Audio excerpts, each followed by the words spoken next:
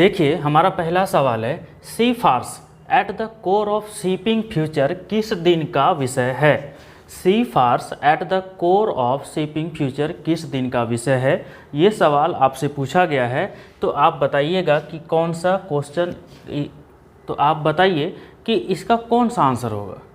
C Fars at the core of shipping future किस दिन का विषय है, आपको बताना है कि ये किस दिन का विषय है। विश्व नाविक दिवस का विषय है, विश्व समुद्री दिवस का विषय है, या विश्व समुद्र विज्ञान दिवस का विषय है, या विश्व मत्स्य दिवस का विषय है। ये किसका विषय है ये आपको बताना पड़ेगा। ये विश्व समुद्री दिवस का विषय है। इसका सही आंसर है विश्व समुद्री दिवस। अगर आपसे पूछ लिया जाए कि विश्व नाविक दिवस क्यों, विश्व समुद्री विज्ञान दिवस क्यों और विश्व मत्स्य विज्ञान दिवस ये क्यों।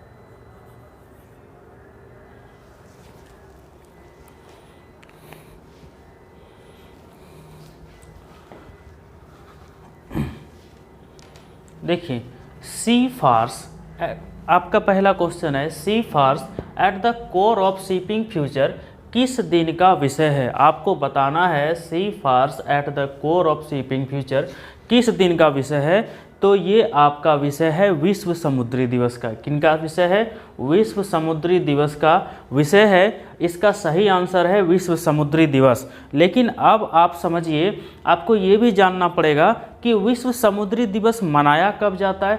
तो विश्व समुद्री दिवस कब मनाया जाता है, 30 सितंबर को मनाया जाता है। कब मनाया जाता है, 30 सितंबर को। विश्व समुद्री दिवस पूछ ले आपसे कब मनाया जाता है, 30 सितंबर को विश्व समुद्री दिवस मनाया जाता है। और अंतर्राष्ट्रीय समुद्री संगठन, मैं यहाँ पे लिख देता हूँ, आप लिख लीजिए, अंतर्राष्ट्रीय समुद्री संगठन, अंतर्राष्ट्रीय समुद्री संगठन, ये जो है अंतर्राष्ट्रीय समुद्री संगठन जो है संयुक्त राष्ट्र की एक विशेष एजेंसी है। किसकी एजेंसी है, संयुक्त राष्ट्र की एक विशेष एजेंसी है। क्या है, एक विशेष एजेंसी है। कौन, अंतर्राष्ट्रीय समुद्री संगठन संयुक्त राष्ट्र की एक विशेष एजेंसी है जो शिपिंग को विनियमित करने के लिए जिम्मेवार है। यानी समुद्र में जो व्यापार होते हैं, तो अगर शिपिंग को जो विनियमित करेंगे तो कौन करेगा, वो करेगा अंतर्राष्ट्रीय समुद्री संगठन। कौन करेगा, अंतर्राष्ट्रीय समुद्री संगठन। अब विश्व समुद्री दिवस कब मनाया जाता है, 30 सितंबर को मनाया जाता है। ठीक है, ये आप समझिएगा, कोई दिक्कत नहीं है इसमें। और विश्व समुद्री दिवस काफ़ी महत्वपूर्ण है एग्जाम के दृष्टिकोण से। आपको बस इतना याद रखना है कि ये seafarers at the core of shipping future किस दिन का थीम है, किस दिन का विषय है। तो विश्व समुद्री दिवस का विषय है। अगर आपसे पूछा जाए कि विश्व समुद्री दिवस कब मनाया जाता है, तो 30 सितंबर को मनाया जाता है विश्व समुद्री दिवस। और शिपिंग को कौन नियंत्रित करता है, तो अंतर्राष्ट्रीय समुद्री संगठन। कहाँ की एजेंसी है, संयुक्त राष्ट्र की एक विशेष एजेंसी है। चलिए अगले प्रश्न पर हम बढ़ते हैं। हमारा दूसरा सवाल है कि किस केंद्रीय मंत्रालय ने ईज ऑफ लॉजिस्टिक पोर्टल को लॉन्च किया है। किस केंद्रीय मंत्रालय ने ease of logistic portal launch किया है। ईज ऑफ लॉजिस्टिक पोर्टल किसने लॉन्च किया है? तो ये आपका जो आंसर होगा इसमें होगा वाणिज्य एवं उद्योग मंत्रालय। इसका सही आंसर क्या है? वाणिज्य एवं उद्योग मंत्रालय इन्होंने लॉन्च किया है ईज ऑफ लॉजिस्टिक पोर्टल। सवाल पूछेगा आपसे, उल्टा करके भी पूछ देगा कि वाणिज्य एवं उद्योग मंत्रालय द्वारा कौन सा पोर्टल लॉन्च किया गया है? तो वो पोर्टल है ईज ऑफ लॉजिस्टिक पोर्टल। कौन सा पोर्टल है? ईज ऑफ लॉजिस्टिक पोर्टल है। आप उसको तुरंत जवाब दे पाएंगे, ईज ऑफ लॉजिस्टिक पोर्टल। तो देखिए, अगर हम इसके बारे में बात करें तो federation of Indian export organisation, federation of Indian export organisation यानी FIEO इन्होंने 1965 में क्या किया है? वाणिज्य मंत्रालय और निजी व्यापार और उद्योग निकायों द्वारा ये एक सर्वोच्च संगठन है जो 1965 में स्थापित हुआ था। किनके किनके साथ? वाणिज्य मंत्रालय, निजी व्यापार और उद्योग निकायों द्वारा ये स्थापित सर्वोच्च व्यापार संगठन है। कौन? FIEO। कौन है? FIEO यानी federation of Indian export organisation, federation of Indian export organisation. यहाँ पे लिख दे रहा हूँ, यहीं लिख देता हूँ।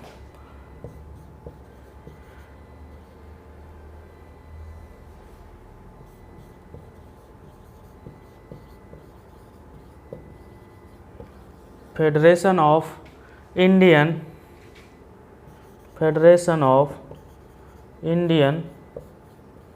एक्सपोर्ट ऑर्गेनाइजेशन, ये इसका फुल फॉर्म है, ये इसका फुल फॉर्म है।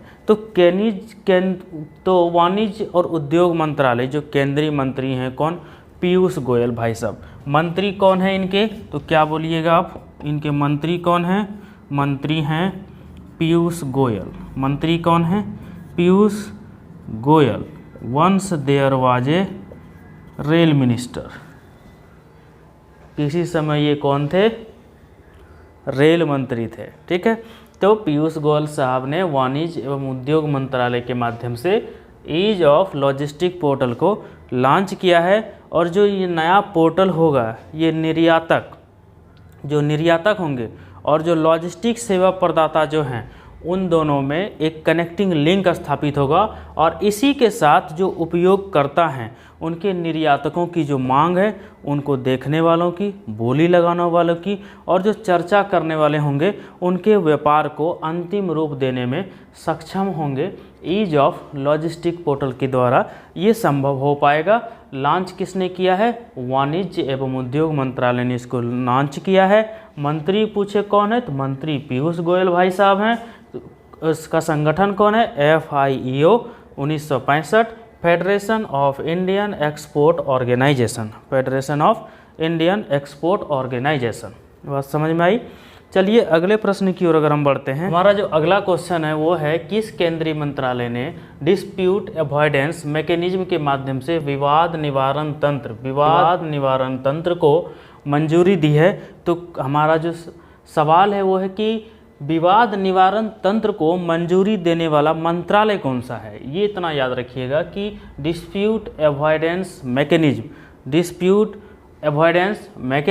हिंदी में विवाद निवारण तंत्र, इसको मंजूरी देने वाला कौन सा मंत्रालय है? बिजली मंत्रालय है? नहीं होगा। आवास शहरी मंत्रालय? नहीं होगा।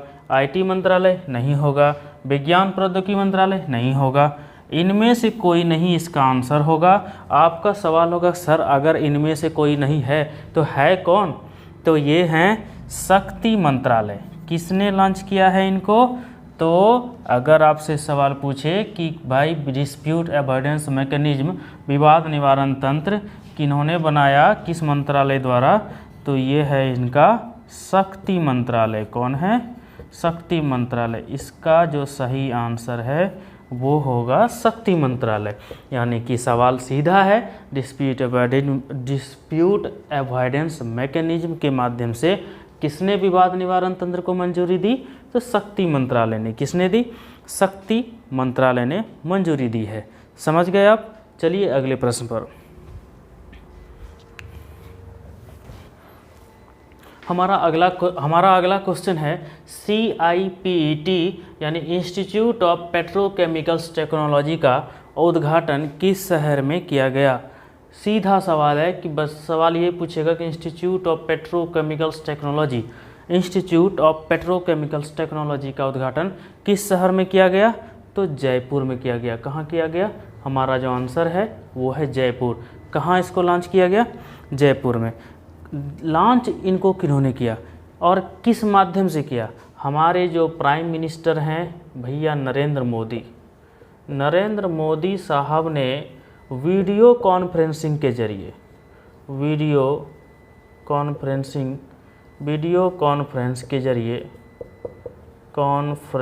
के जरिए इनको लॉन्च किया था। CIPET institute of petrochemicals technology कहाँ पर उद्घाटन हुआ, जयपुर में उद्घाटन हुआ।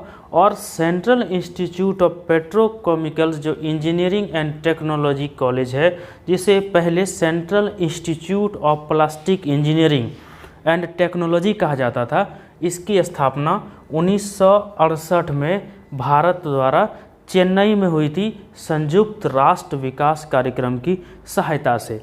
आपको फिर से मैं बता दूं कि central institute of petrochemicals engineering and technology, इसका यही फुल फॉर्म है, क्या है, central institute of petrochemicals engineering and technology. इसका पूरा फुल फॉर्म है, जिसे पहले क्या कहा गया था, central institute of plastic engineering and technology कहा जाता था। और इसकी स्थापना 1968 में हुई थी भारत में। कहाँ पर, चेन्नई में हुई थी। और किसकी सहायता से हुई थी, तो संयुक्त राष्ट्र विकास कार्यक्रम की सहायता से। अगर आपको पूछ दे कि CIPET इसकी स्थापना, इसको पहले क्या बोला जाता था, अभी तुरंत बताए कि plastic engineering technology, central of plastic engineering and technology कहा जाता था। यानी इसका जो पहले फुल फॉर्म था वो था प्लास्टिक इंजीनियरिंग, क्या था, प्लास्टिक इंजीनियरिंग। लेकिन अब जो इसका है, इसको बोलेंगे central institute of petrochemicals engineering and technology. ये उस समय स्थापित हुआ था 1968 में। कहाँ पे, 1968 में ये स्थापित हुई थी और भारत के चेन्नई शहर में। कहाँ पर, भारत के चेन्नई में ये स्थापित हुआ था। और किसकी सहायता से हुआ था अगर पूछ दे, तो ये हुआ था आपका संयुक्त राष्ट्र विकास कार्यक्रम यानी UNDP, united nation development programme. किसके द्वारा, UNDP की सहायता से इसे स्थापित किया गया था। हमारा अगला सवाल है कि नजला बोर्डेन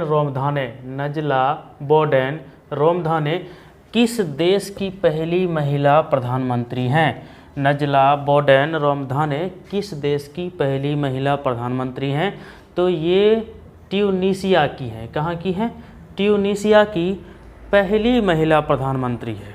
ठीक है, तो ये ऐसा देश है जहाँ पे पहली महिला प्रधानमंत्री नहीं थी, ये पहली ही महिला प्रधानमंत्री बनी है, इसके पहले महिला नहीं थी। ठीक है, तो सवाल पूछ दे कि ट्यूनीशिया की अगर आपकी ट्यूनीशिया की पहली महिला प्रधानमंत्री कौन है, तो नजला बोर्डेन रोमधाने इसकी पहली महिला प्रधानमंत्री हैं।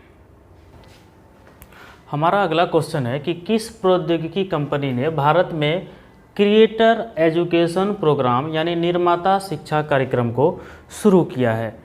प्रौद्योगिकी कंपनी याद रखिएगा, और क्रिएटर एजुकेशन प्रोग्राम, हिंदी में बोलते हैं इसको निर्माता शिक्षा कार्यक्रम। क्या बोलेंगे इसको, निर्माता शिक्षा कार्यक्रम को लॉन्च किया है। किसने लॉन्च किया है, तो ये फेसबुक ने लॉन्च किया है। किन्होंने लॉन्च किया है, फेसबुक ने कहा कि हम क्रिएटर एजुकेशन प्रोग्राम यानी निर्माता शिक्षा कार्यक्रम को हम शुरू करेंगे। यह प्रोग्राम मूल रूप से शुरू कब हुआ था पता है आपको, यह प्रोग्राम मूल रूप से शुरू हुआ था 2019 में। कब शुरू हुआ था, 2019 में ये मूल रूप से शुरू हुआ था। और यह कंटेंट क्रिएटर्स पर फोकस करता है और 2 अलग अलग प्लेटफॉर्म पर ज़्यादा यूजर्स, व्यूअर्स और कॉमर्स को ड्राइव करता है। और कार्यक्रम विशेषज्ञों के साथ लाइव मास्टर क्लास, रुझानों पर नवीनतम जानकारी और ज़्यादा अपडेट और चुनौतियां भी ये प्रदान करेगा निर्माता शिक्षा कार्यक्रम। ठीक है, समझ गए आप। और इसका सीधा उद्देश्य है कि जो निर्माता शिक्षा कार्यक्रम है, बॉर्न ऑन इंस्टाग्राम, इसमें एक पाठ्यक्रम शामिल है, बॉर्न ऑन इंस्टाग्राम। उस पाठ्यक्रम के कार्यक्रम में ई लर्निंग पाठ्यक्रम शामिल है और जिसका उद्देश्य है रचनाकारों को प्रोत्साहित करना, शिक्षित करना और सक्षम बनाना, जो कि फेसबुक ने लॉन्च किया है निर्माता शिक्षा कार्यक्रम, education programme, creator education programme. बात समझ में आई आप सभी को। चलिए अगले क्वेश्चन की ओर बढ़ते हैं। हमारा अगला सवाल है वो है एयू स्मार्ट फाइनेंस बैंक ने किस राज्य में ग्रामीण विकास पहल के लिए नाबार्ड के साथ एक समझौता किया है? तो किसके साथ किया है? राजस्थान के साथ। किसके साथ? राजस्थान के साथ। एयू स्मॉल फाइनेंस जो है ये राजस्थान राज्य में क्या करेगा? ग्रामीण विकास की पहल के लिए ये समझौता किया है, इस पर हस्ताक्षर किया है। किसके साथ मिलकर किया है? तो नाबार्ड के साथ मिलकर के किया है। तो समझिए कि इस समझौता ज्ञापन में है क्या? इस समझौता ज्ञापन में है कि किसानों को एफपीओ यानी स्वयं सहायता समूह जो SHG होते हैं, संयुक्त देयता समूह जो JLG होते हैं, और ग्रामीण जो कारीगर होते हैं, जो कृषि उद्यमी होते हैं, जो कृषि स्टार्टअप के लाभ के लिए जो कार्यक्रम लॉन्च किया है, वही है AU SFB और नाबार्ड की पहल। और यह राज्य में विशेष रूप से कृषि और ग्रामीण विकास से संबंधित है और इसमें ऋण देने के क्षेत्र में भी ये काम करेगा। AU स्मॉल फाइनेंस बैंक जो कि राजस्थान राज्य से शुरू हुआ है ग्रामीण विकास के पहल के लिए। ये हमारा आंसर हो गया राजस्थान। हमारा अगला सवाल है। अगला सवाल देखिए कि कौन सा भारतीय 2021 के यिदान पुरस्कार विजेताओं में से एक है? यिदान पुरस्कार, सवाल सबसे पहला है कि जो यिदान पुरस्कार है किस क्षेत्र में दिया जाता है? तो ये दिया जाता है शिक्षा के क्षेत्र में। किसके क्षेत्र में? शिक्षा के क्षेत्र में दिया जाता है यिदान पुरस्कार। किस क्षेत्र में? शिक्षा के क्षेत्र में। और यह उन व्यक्तियों या टीमों को मान्यता देता है जिन्होंने शिक्षा अनुसंधान और विकास में महत्वपूर्ण योगदान दिया है। यानी कि समझिए शिक्षा में योगदान दिया है। और जो शिक्षा अनुसंधान है वहाँ पे इन्होंने विकास में योगदान दिया हुआ है। और यिदान पुरस्कार किनको मिला है? डॉक्टर रुक्मिणी बनर्जी जी को मिला है। कौन है? अमेरिका के पूछते इनके साथ इनके साथ जिनको यिदान पुरस्कार मिला है वो अमेरिका के एक प्रोफेसर हैं, एरिक हनुसेक। क्या नाम है उनका? एरिक हनुसेक। क्या नाम है? एरिक हनुसेक उनका नाम है, जिन्होंने यिदान पुरस्कार पाया है। रुक्मिणी बनर्जी भारत की हैं और एरिक हनुसेक ये भाई साहब USA के हैं। कहाँ के हैं? USA के। कहाँ के हैं? USA के। बात समझ में आई। भारत के निर्यात का कितना प्रतिशत MSME द्वारा योगदान दिया जाता है? तो 40% भारत में योगदान है। लगभग 40% MSME द्वारा जो निर्यात होता है दूसरे जगह में, वहाँ लगभग ये 40% देता है। भारत में 63 मिलियन से लगभग 63 मिलियन कितने? 63 मिलियन यानी 63 मिलियन MSME हैं। कितने? 63 मिलियन MSME है जिनके पास लघु उद्योग है यानी MSME है, वो 63 मिलियन है। और उनका जो है भारत के निर्यात में लगभग कितना प्रतिशत हिस्सा है? 40% हिस्सा है। और समझिए, और घरेलू उत्पाद का ये कितना परसेंट है आपको पता है? ये घरेलू उत्पाद का 6.11% होता है। किसका? घरेलू उत्पाद। ये घरेलू उत्पाद का 6.11 परसेंटेज होता है। सेवा क्षेत्र में सकल घरेलू उत्पाद में जो एमएसएमई का योगदान है वो है 24.63। कितना? 24.63% है। आप समझिए एमएसएमई का कितना बड़ा योगदान है। सवाल पूछ दे आपको कि भारत के निर्यात का कितना प्रतिशत एमएसएमई द्वारा योगदान होता है, तो 40%। अगर आपसे पूछ दे कितना मिलियन एमएसएमई भारत में है, तो 63 मिलियन। पूछेगा घरेलू उत्पाद का कितना प्रतिशत है, तो 6.11%।